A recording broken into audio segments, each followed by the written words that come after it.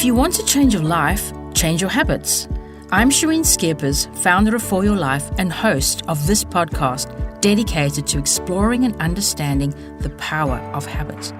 Join me as I speak with experts and everyday people who have transformed their lives through the power of habit. Because this is for your life. This is about habits and it's about time. Your time starts now.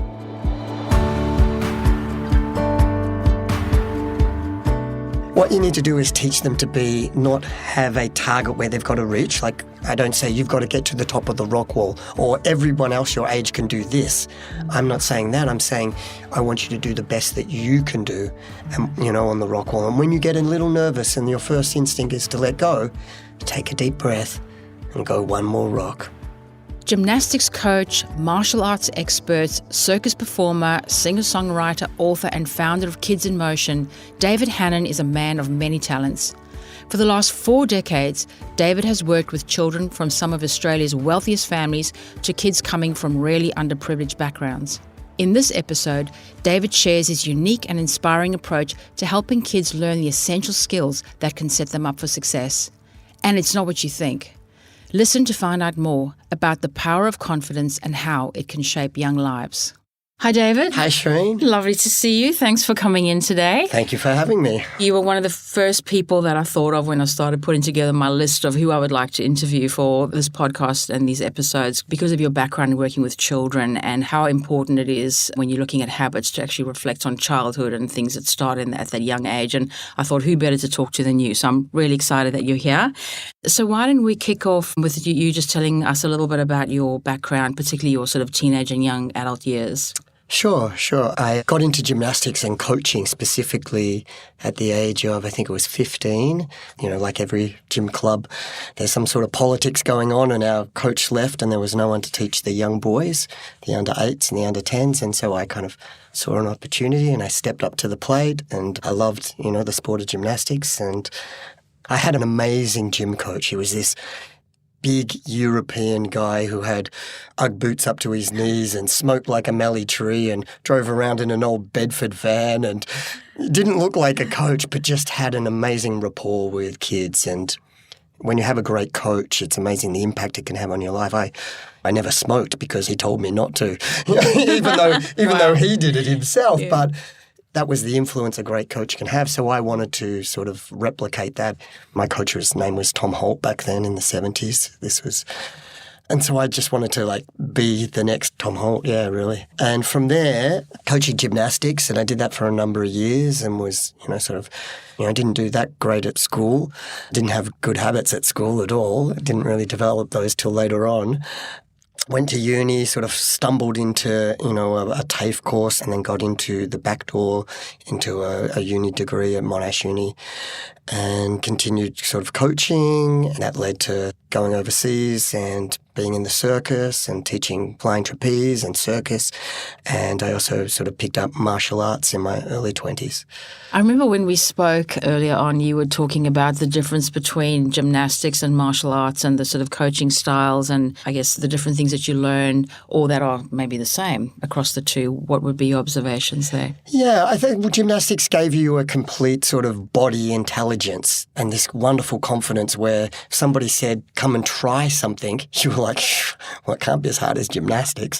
I'm going to give it a go. Whether it was, water skiing, horse riding, you name it, I was just like, yeah, I can do that.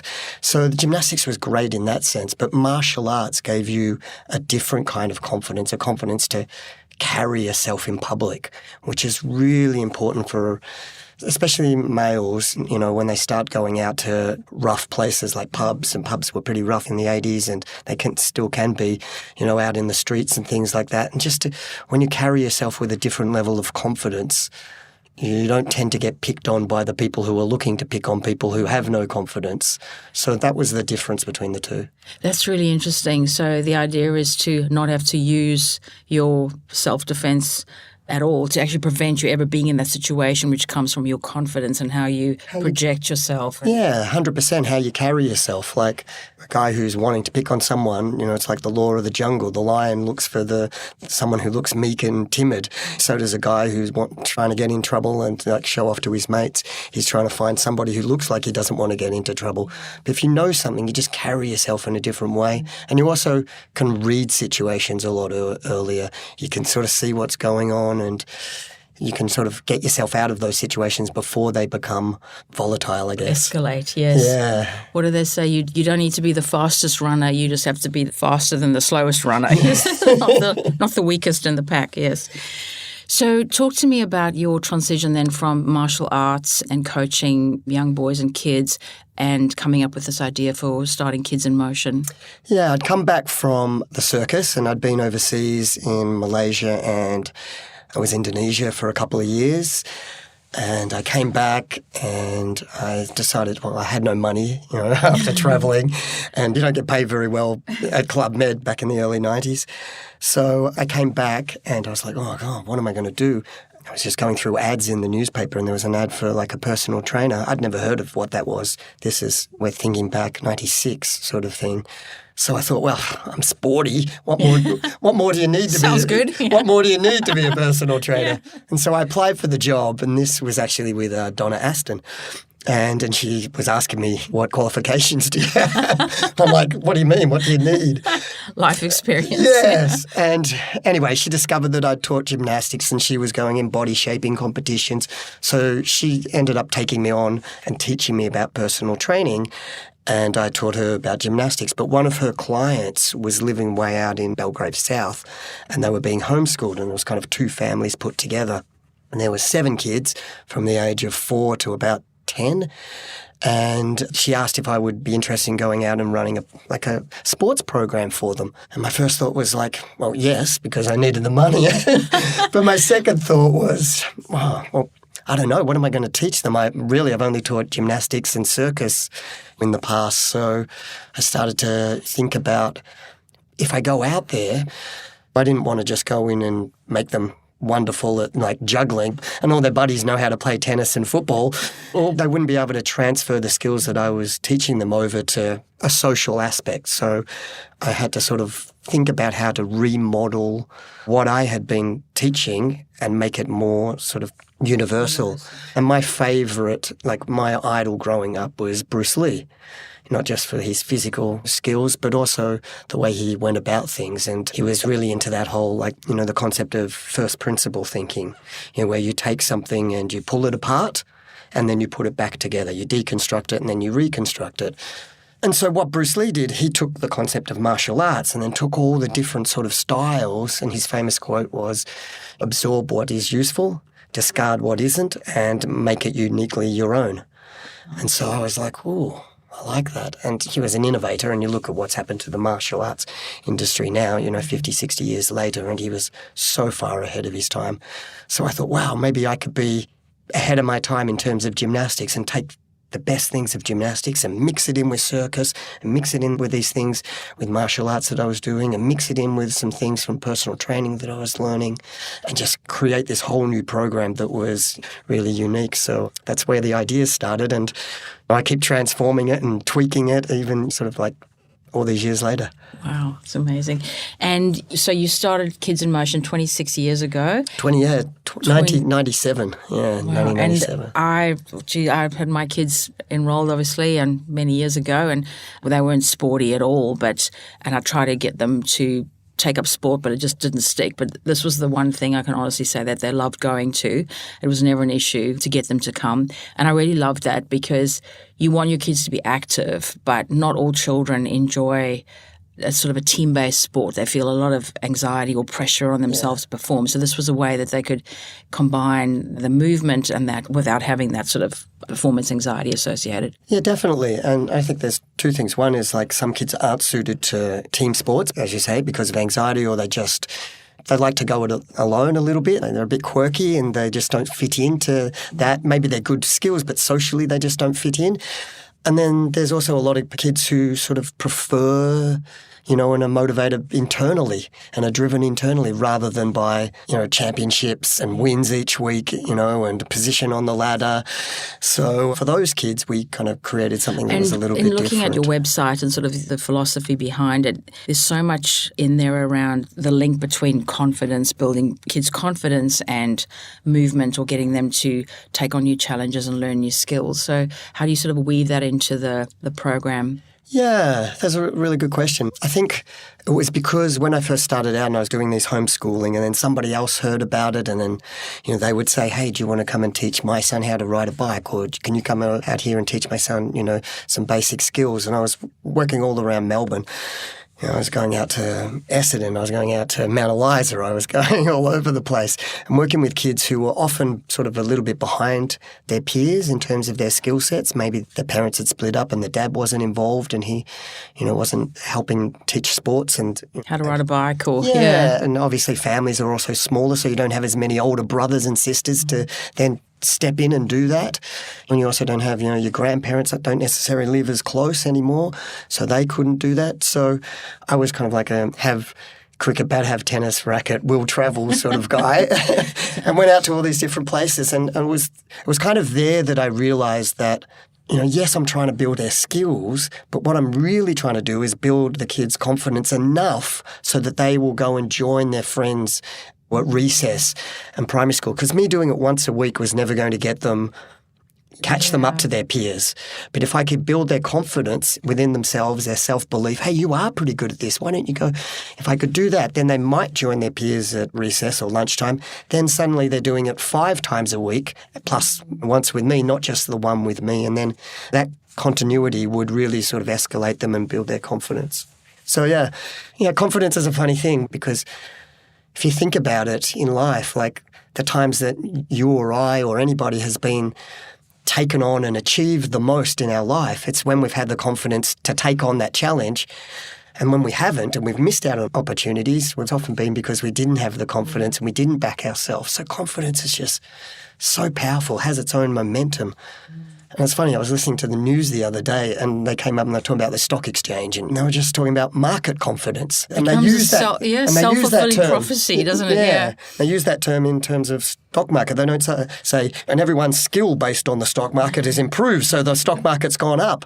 That's not what makes it go up and down. What makes it go up and down is confidence. So it's the same really for kids. What you're trying to do is build their confidence and keep it high so that they kind of step out of their comfort zone and take on challenges. And I do recall my daughter particularly facing that rock wall and trying to climb up there and just terrified. She just really couldn't take that first step. All she could visualize was herself plummeting to her death.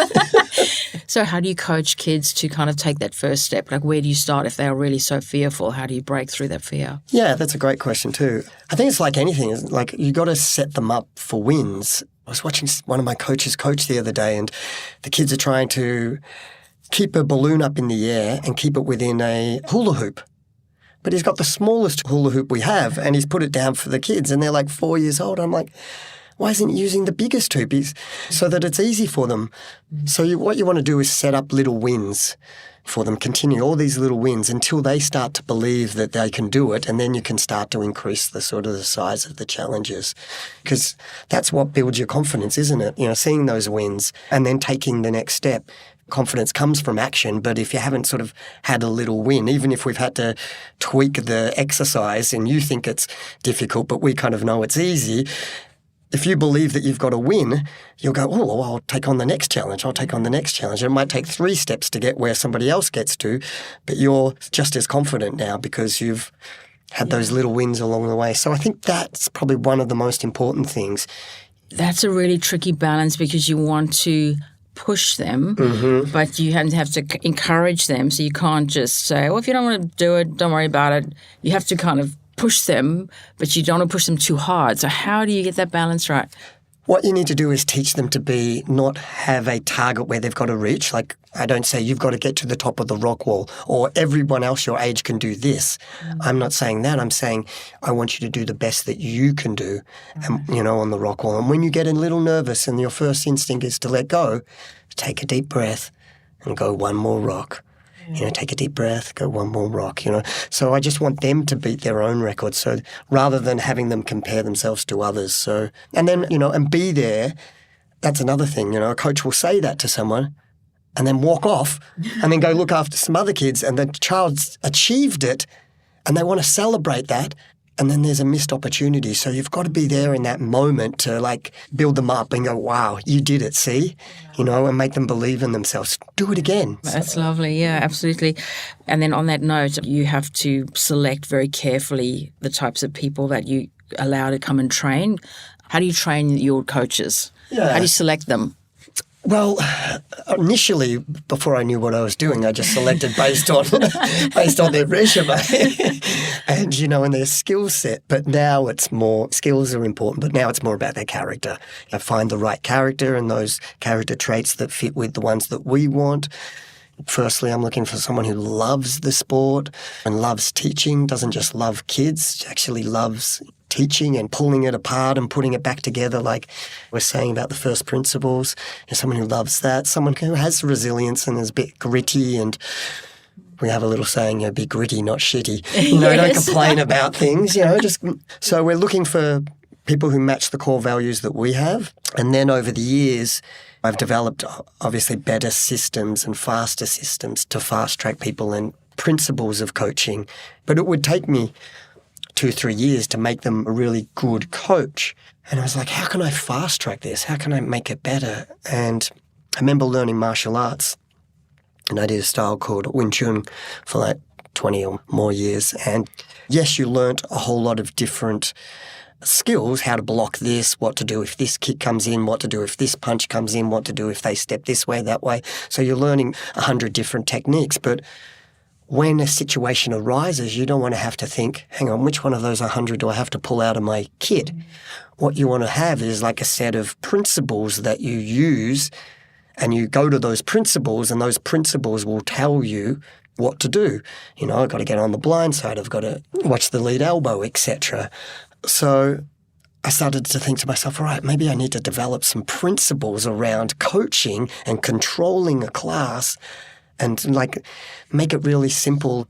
Now I find I can get them sort of where I need them after a year rather than 3 years. Fascinating. That's great. So I want to talk a little bit now about your habits and how the little things that you've done throughout your life that have got you to this position of having this successful business and then being able to use what you've learned along the way to building this coaching style and this philosophy that you've put into place. I didn't have good habits around school when I was young. I was terrible, how to study and things like that. I kind of developed some of those at uni because you're forced to, because you're left on your own. You got that independence and that forces you to sort of fall into it. My folks led by example. They had a great work ethic. So just seeing that, I think, being a monkey see, monkey do tribe that we are, you can't help but see how hard he works and what he does. So you pick up those sort of habits. Club Med was really useful because before I took my first break, I worked there for a year. We worked 7 days a week, and most of the days were 14 to sort of 18-hour days. So you just understand that your body can do it if you just keep pushing through. Once I stopped, my body shut down. But that was another place where I got really good habits. But good habits around business, they were forced on me because I put everything on the line to make the business work. I sold my apartment. I had nowhere to live. I invested everything. And so I had to develop these good habits. Otherwise, it would have just sort of crumbled. So I had to become more organized. I had to start to research and learn how to be more organized in the morning and have good habits based around selecting priorities and knowing which priorities to do and things like that.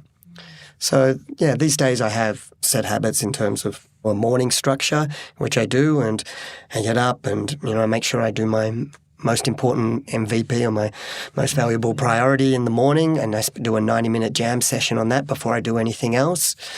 And I always make sure I end the day where everything is tidy and very clear and everything's shut down and I know what my next 3 things are going to be. The next day, if I get to all 3, I might only get to 1, but I know what it is. And And like I was saying about wins before, I make sure I give myself wins. At the end of the day, I have a little journal and I write down 3 wins that I've had. Just the fact that I make myself do it just before I go to bed, I'm like, oh, yeah, I am going well. And it helps me feel like I've still got lots of momentum. Yeah. And when it comes to kids, and do you sort of talk about that as part of your training programs with the kids to build this into their lives, not just when they come into Kids in Motion, but outside of that? Yeah, we definitely do. We've kind of changed, as it said, like most sports still are very skill-based and results-based. Whether you go to swimming, if you achieve what you need to achieve, you're pushed to the next group. If you're in tennis and you get a certain amount of skills, well, you go up a level, or you go into the next team, or you win a championship, and all the rewards are based on that. So we've stopped doing that, and we're still teaching skills, but we're trying to also teach the key character strengths to set them up to be successful in life. So we take time to do that, and we take those, sort of key character strengths and we put them into different focuses for 2 weeks. And we get the coaches to talk about them and explain how the activities are related to that, whether it be resilience or whether it be focus or whether it be teamwork. And then at the end, the lesson we, have a little 5 minutes and it's kind of summarize how they went and why those skills are important. There's lots to talk about, lots to think about, particularly when it comes to sort of building good habits, but also maintaining a balance. I think that's always the challenge because you do need to sort of reward yourself and recognize the success that you're having and have incentives that keep you going along the way. So what would you say have been some of the best habits on a personal level? Yeah, start reading. Yes, reading. I wasn't a big reader. My sisters were both really big readers. I would occasionally read a Doctor Who novel or something on holidays because it was raining and we were stuck in the caravan. But if it wasn't that, I was always doing sport. I never made time for it. And when I wrote my first book, I remember I asked my mum, what did you think? And the first thing she said was, thank God you started reading when you were in your 20s. So, I was able to articulate my thoughts properly and call on research and things like that. So reading would be one of the big habits. And I think probably one of the other habits is just making things that I want to do easy. We were talking about music because I know you play the guitar and I play the piano as well, and you were talking about how you wanted to pick it up again. So you made sure you had your guitar Yes. where you could see it.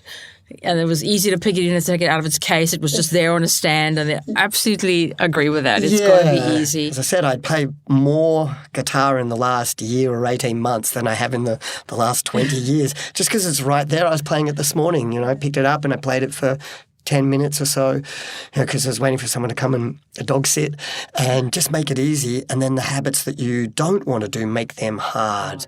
For example, right at the moment and sometimes I do this just because I'm trying to test myself mentally. Because I don't believe in willpower. Willpower kind of fails, and willpower especially fails at the end of the day. That's why people struggle, because it's like a battery, the willpower just runs out. So I don't rely on willpower. I create structure. And so at the moment I'm trying to do no sugar for 6 months. And just completed my 2nd month. And I just remove everything. They're not there. So it's easy. Yeah. What do they say? You have to reduce the resistance involved in doing a particular activity or behavior. So when I work out every morning, I always make sure I put my clothes, what I'm going to wear next to the bed. So when I wake up in the morning, it's just a quick put it on and go. And it's just super, super easy. It's little tricks like that where it doesn't feel like hard work because you've set up your environment in a way to move you in that direction without you having to do too much mental gymnastics. Yeah, because the hardest thing of anything, and is building that momentum. It was the hardest thing about starting a business was getting some momentum or pumping the well or pushing a big boulder. Once you can't get it moving. Inertia. Yeah. So you just, you make that initial part as easy as you can, and then you can sort of ease off a little bit once it starts to get its own momentum. So what advice would you have for parents or even people if they wanted to try to get more active and move more? How would they set that up in a way that it does become a habit? How do you start in a small way, in a way that you can build up and it can become sustainable? Again, just making the kids win. Set yourself up for little wins. Set little goals. Don't look at the end of the, the top of the staircase. Just look one step at a time. Do those little wins. What's the next step? Just look at the next step. And then a month later or 3 months later, you take a deep breath and you look back and go, whoa, I'm higher than I thought I was. Yeah. I'm going really well. So just make it easy for yourself, I guess. And you can also call in sort of that, I guess, public recognition and state that you want to do something. Hey, I'm going to do this, and have people hold you accountable. And that's always good. If I don't find that I need that kind of thing. I don't need to say, hey, I'm going to do this and can somebody else. In some areas, I'm really good at that. But if you need that, then that's another way. Yeah. Yeah, absolutely good advice. So let's talk about your book. You've written 2 books, which is great. I used to thumb through the one, How to Teach Without Teaching, because it was at Kids in Motion when I was watching the kids. And then you've just recently written another one called 3 Little Monkeys, which I loved. I read it over the weekend and it was absolutely delightful. We road tested it on 5-year-old twins. They also loved it, so they gave it a good thumbs up. What was the inspiration behind 3 Little Monkeys? Well, when we were celebrating our first year, when I moved into a brand new facility in Port Melbourne, and when we got to the end of that first year, one of the team I was working with said, you should write a blog. And I'd never written a blog before. I'd written a book, but I hadn't written a blog. And I was like, I'll just write a poem instead. Yeah. And it kind of started from there. When I first started, most of our kids were probably 10 to sort of 22, that I was teaching when I was first doing all of the private work and some work out of Wesley College. But now 80% of our kids are the age 2 to 10. So our market's completely shifted and changed. So I had to come up with a new way to kind of communicate and pass on those messages. And so I thought an illustrated book would be the best way to do it. And being a songwriter, I sort of started with rhyming verses and then condensed. I had a chorus that we kept coming back to that was in the rhyming verse, and then took the ideas of 3 little characters, and I thought about some common themes and problems that kids have or issues in terms of anxiety and FOMO and a lack of self-confidence, and then use that as a base, and then created this book, which was an illustrated kids book, a lot like a Dr. Seuss book, which was really about the principles of Kids in Motion and empowerment, and how you get empowerment and how you build confidence, how confidence has its own sort of momentum. Wonderful. You touched on how your core clientele has become a lot younger. Yeah. What is the key difference in your experience between teaching the 5-year-olds and, say, 11 or 12-year-olds? Well, at that young age, they probably haven't been in a structured environment. They're not at school yet. They don't understand rules. They don't understand how to follow the rules, to wait their turn. So you're really spending more time teaching that control and structure. And that's probably the biggest difference, because when you're teaching 12-year-olds and when you're teaching 3-year-olds, you still need to build a connection with them. You still need to have really good communication skills and praise. You still need to be able to identify individual character traits and have them work at their own level and give them their own little wins. So all of those things are still similar, but it's really slowing things down and teaching control. And then once you get that, building up sort of productivity. Brilliant. And do you have any advice for parents trying to get their children off devices? Trying to replace, I guess, that habit with something that's better? Yeah, that's a good question. I think the best advice for parents is to lead by example. Again, I mentioned earlier that when monkey see, monkey do. Parents are telling their kids to get off their phone, to get off their devices, and they're unaware that they're doing exactly the same thing themselves. Or they're telling their kids to have really good manners and to treat everyone with respect, that someone cuts them off in the car and they respond a certain way. Yeah. And so just leading by example is the biggest thing you can do. And kids do stop listening as teenagers, but you can never stop watching. And that's why I think as you get older, you're like, wow, how come I'm doing these things? I'm just like my dad. I'm just like my mum, in terms of some of the habits you have. And it's because you could never kind of stop watching. So that's one of the most important things I think would be to just lead by example and take a look at yourself before you start telling them, and make sure that you're doing what you want them to do. And then it would be to praise the behaviour that you want to see. What gets praised gets repeated. And I think also try to find alternatives. gifts and find what their strengths are, encourage them to step into whatever those strengths are. Yeah. It's not so much get off your phone, but it's come and do this. It's a slightly different approach. Rather than focusing what you don't want, just focus on what you do want. And so before we finish up, because I could sit and talk to you all day, what is next for you? What's next on your journey? I have another book that I'm already halfway through. Oh, wonderful. What we do at work, one of the things that one of my mentors taught me was in terms of reinforcing our mission, was to get the team to look for the mission. So look for moments where you're empowering someone. Look for moments where we're making a positive impact, rather than me just getting up and saying at the start of every term, this is what we do and this is what's important. Get them to look for it every week. So we get together, and at the end of every week they have to, vote on someone internally in the team that sort of went above and beyond. And I'm putting into the book. I've already designed the cover and the layout and everything. That's and lovely. Just going to pick the top 50 and get that sort of ready, and then we'll give that as like a great sort of surprise and delight to all our clients. They don't know what's coming, and they'll come into the gym one week and we'll just hand it out to everyone and say, hey, this is what we do and why we do what we do. Wonderful. That's great. I'll look forward to that. I would love to read it. It sounds amazing. So thanks so much for coming in. It was really great to talk to you, and I'll look forward to your next book coming out. And yeah, if anyone has a child that maybe is not sporty and struggling to find their sort of niche or their thing that they love doing, Kids in Motion is such a great introduction to a variety of different techniques and movements, and also a great community to give them that confidence. And so I would highly encourage anyone to sign their child up. It was really a great journey for my children, and it has been for many others too. Yeah, and you were talking about habits before. I remember when you used to drop the kids off on a Saturday, you would go for a run every Saturday. So not only were you leading by example every Saturday, but you were showing them the type of good habits that they needed to have. And so, that's a credit. That's a credit to you. And thank you for having me today. Having spent this hour chatting with David, I am even more inspired by what he has created with his team at Kids in Motion. He really has focused his life experiences, training, and of course, good habits in such a unique and powerful way. And it's not just about teaching kids these physical skills. It's so much more than that. You have to create a safe space. You have to empower children to believe in themselves.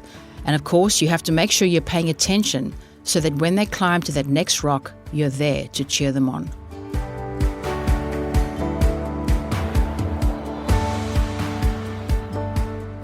You've been listening to For Your Life podcast, produced by Sound Cartel. Subscribe free to For Your Life wherever you're listening now.